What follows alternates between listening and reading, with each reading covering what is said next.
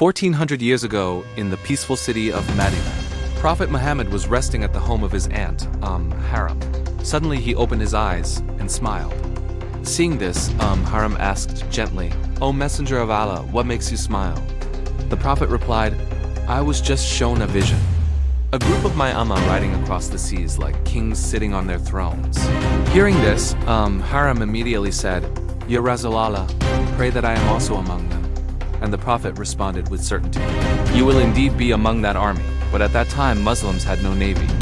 And for centuries, the Roman Empire ruled the seas, with more than 1,000 powerful warships dominating the Mediterranean.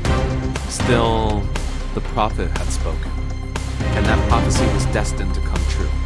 After the Prophet, Islam grew powerful under Caliph Umar ibn Affan. Muslim armies expanded east and west, becoming the world's greatest superpower on land. But on the seas, Muslims were still weak. The Romans repeatedly attacked Muslim lands from the sea because Muslims had no naval force at all. Seeing this danger, the governor of Syria, Uthman ibn Affan, wrote to Caliph Umar, "The time has come for the Muslims to build a navy," but Umar refused. He said, "The sea is a huge creature. I see nothing but people drowning in it." Umar feared that inexperienced people, desert dwellers, would be crushed by the mighty Roman fleets. New Caliph.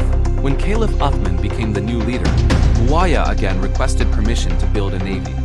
Again, Uthman refused, but Muawiyah did not stop. He kept requesting again and again.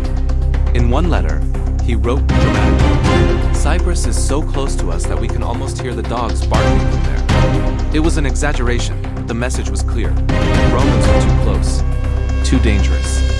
Finally, Caliph Uthman agreed, but on one shocking condition. "If you think fighting on ships is so easy, then all your commanders must take their wives with them." Muawiyah accepted immediately, and thus began the creation of the first Islamic navy. Building a navy, but there was a problem. Muslims had no idea how to build warships, so how did they do it? Long before Muslims conquered the region, the Romans had two giant shipbuilding factories, one in Palestine and one in Egypt. These factories produced huge Roman ships known as dromons, each capable of carrying 300 warriors. When Muslims conquered these lands, those factories came under Islamic control.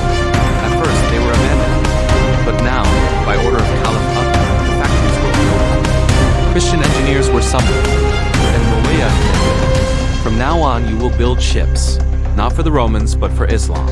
Slowly, the first Islamic fleet began to take shape. The prophecy begins. When enough ships were ready, Muawiyah set sail towards Cyprus, and as per the caliph's order, the generals took their wives with them.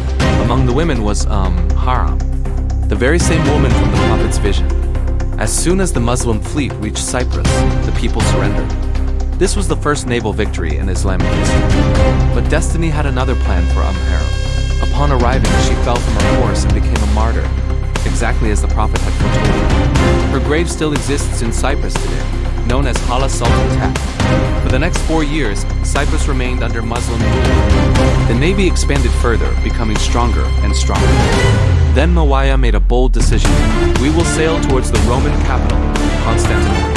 The Muslims advanced so close that they could see the walls of the great city, and the Roman emperor could see the Muslim fleet with his own eyes. But suddenly, terrible news arrived. A rebellion had erupted back in Cyprus. Muawiyah had no choice. He turned back without attacking the Roman capital. The Roman revenge. The Roman emperor was enraged. He declared, "I will show the Muslims what real naval power looks like." He personally led 500 massive warships, sailing directly toward the Muslim world. But the Muslims were ready. Caliph Uthman had already sent orders to Muawiyah and to Abdullah ibn Sa'd, the governor of Egypt, join forces and stop the Roman navy. The two Muslim commanders united, bringing 200 ships against Rome's 500. The Great Sea Battle of Yarmouk. As the fleets faced one another, the wind suddenly turned against the Muslims. Their ships were being pushed backward. If the battle started now, the Muslims would be crushed. So the Muslim general gave a shocking command: "Drop the anchors." All ships stopped. Then he sent a message to the Roman emperor: "Let us fight on land. Fighting on the sea is difficult." The Romans laughed. They knew Muslims were unbeatable on land and weak at sea. So the emperor replied, "The battle will be on the sea. Only on the sea. At that very moment, the Muslim general shouted, "Lift the anchors!" Miraculously, the wind suddenly changed direction. Muslim sailors began chanting Allahu Akbar as their ships caught full wind and charged forward at maximum speed. The Roman emperor remembered a dream he had days earlier. His astrologers had warned him, this dream means defeat. Great defeat, and now he understood. Clash of the navies. When the two fleets collided, Muslims tied their ships tightly together. This made the ships stable, allowing their arrows to hit with deadly accuracy. Roman ships rocked violently on the waves. Their arrows missed. The sea turned into a massive battlefield. Soon, a fierce storm erupted. Lightning, thunder, violent waves, yet the battle continued. At one point, Romans captured the ship of Abdullah ibn Sa'd, dragging it away. He was wounded. They wanted Muslims to see their commander die. But one brave Muslim leapt between the ships, cut the ropes, saved the commander, and fell into the sea, a martyr. His sacrifice ignited the Muslims with unstoppable energy. They attacked with such power that Roman ships fell one after another. Finally, realizing defeat was certain, the Roman emperor took off his crown, disguised himself as a common soldier, and fled. Rome's 700-year naval dominance ended that day. The Muslims had won the Great Sea Battle of Yarmouk. Uthman's vision. After this colossal victory, Rome's naval power was broken. But despite this, Caliph Uthman knew conquering Constantinople would still be extremely difficult.